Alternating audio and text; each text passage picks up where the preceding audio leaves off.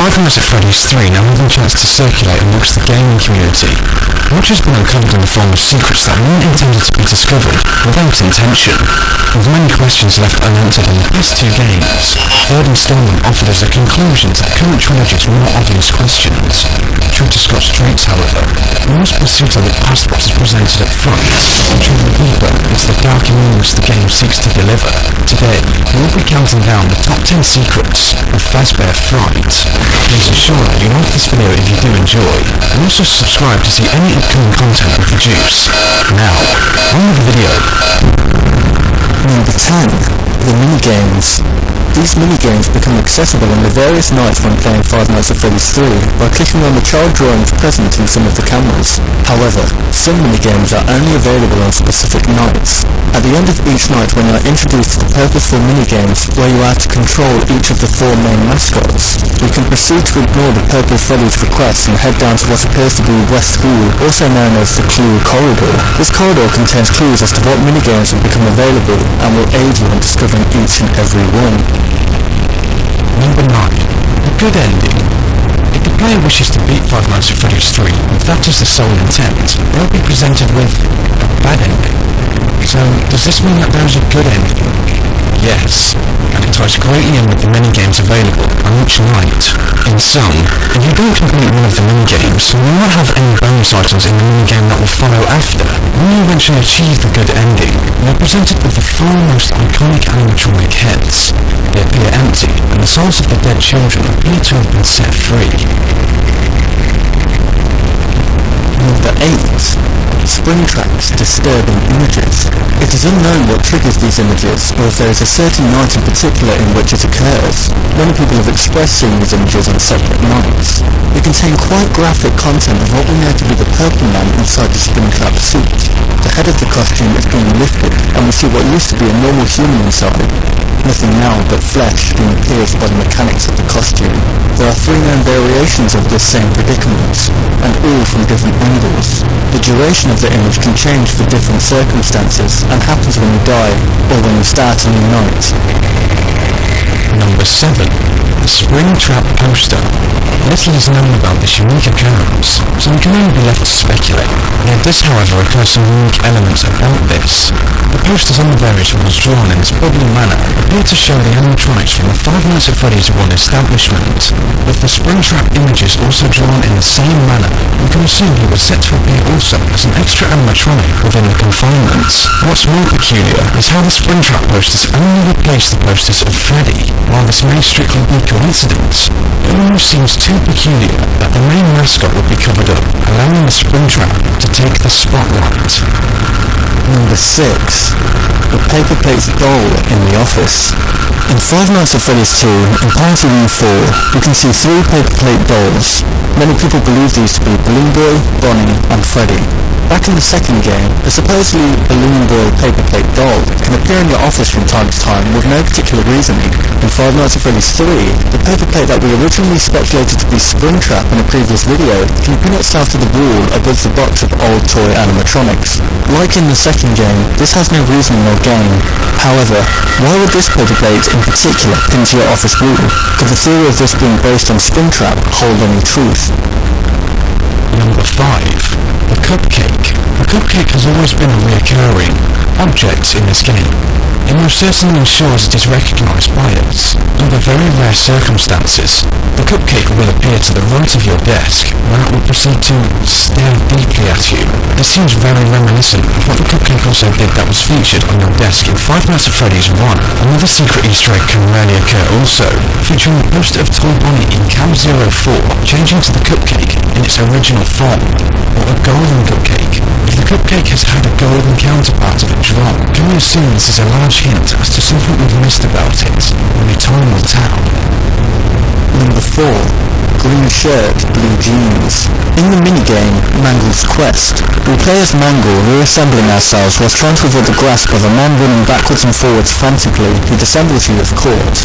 On first glance, this doesn't really hold any significance, but if you have been paying close attention throughout the Five Nights at Freddy's games, you will know that this minigame holds a deeper meaning. In Five Nights at Freddy's 1 and 2, there are drawings from children of their days out at Freddy Fazbear's Pizza. Upon closer inspection, you can see that a very similar looking character hides in plain sight within these drawings. Green shirts and blue jeans. In Five Nights at Freddy's 2, there are two different drawings of this child.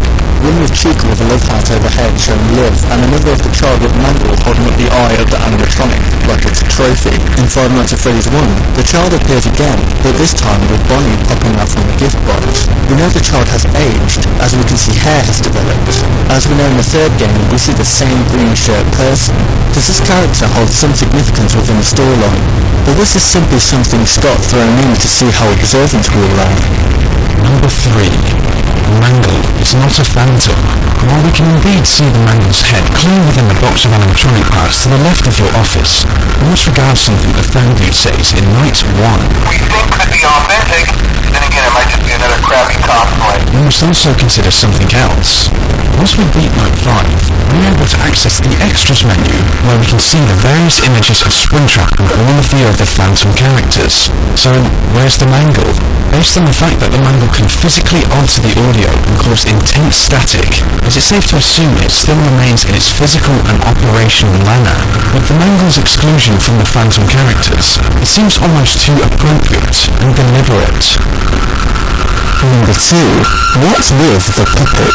We've always believed the puppet to hold a greater power than people believed it to already possess. We know that it is responsible for giving the animatronics life, as we see in the Give Gift Give Life minigame in Five Nights at Freddy's 2. Many people believed it would not make an appearance in Five Nights at Freddy's 3, but we were soon proved wrong when looking into Cam 8 of the horror attraction. If we were to view this camera on a regular basis, we would not think much of it but another corridor with some spooky features. We can see the puppet's mask hanging above the doorway to the right, and a pile of gifts to the left with many drawings pinned to the wall for added ambience. Occasionally, when clicking onto this camera, we can see the puppet standing tall at the end of the corridor, with its stare fixated on the gifts to the left of the camera. This version of the puppet is the only supposedly hallucination without any signs of aging or burning. So can we in fact consider this a hallucination? If we were to believe that the puppet was actually in the establishment, we need to ask ourselves, what are its motives? Could it possibly be coming back each night to give life to Springtrap and make him suffer for all the pain and misery it has endorsed onto the children that he murdered? Number 1. Golden Freddy is back. Golden Freddy has always been a widely debated topic. Upon discovery within the first game, many people speculated him to be nothing more than an Easter egg found on rare occasions. It wasn't until the release of Five Nights at Freddy's 2 that people's opinions started shifting dramatically. In Night 6 of Five Nights at Freddy's 2, Golden Freddy made his appearance now. Occasionally, if the player were to put down the monitor, we would see a very worn-down looking Golden Freddy slouched to the left of the office with parts of his endoskeleton looking forcibly damaged. You can also see Golden Freddy in another form at the end of the hallway. Once again, when putting down your monitor, we will sometimes see an enormous Golden Freddy head. If we were to stare at any of these occurrences for long enough, we were jump scared by the animatronic himself. This led many people to believe that he may not in fact be an Easter egg, a hallucination within the game, as the sightings couldn't make logical sense. In Five Nights at Freddy's 3, he made his grand return, but not in the way that we all thought. When Scott released the first teaser image for the game showing the golden animatronic with the words, "I'm still here" to the side of it, the community got very excited. It wasn't until the teaser trailer being released that confusion started eroding the air. Just like in the second game, if you were to come out of the monitor view, you'll very rarely see Golden Freddy to the left of the doorway. Unlike all the other animatronics, Golden Freddy is not burnt, but still shows sign of aging. If you were expecting a jump scare from this particular animatronic, then you will be disappointed, as Golden Freddy does nothing more than sit in the corner with blank, lifeless eyes. We are still left with many questions. What happened to this Golden Freddy character? Why do we progressively see parts of his endoskeleton disappearing through the game? Did he work alongside Springtrap? For now, all we can do is speculate and hope that all our questions become answered. Want to see more content from us? Consider liking and subscribing to ensure you see all content in the foreseeable future. And then, why not check out our posting videos?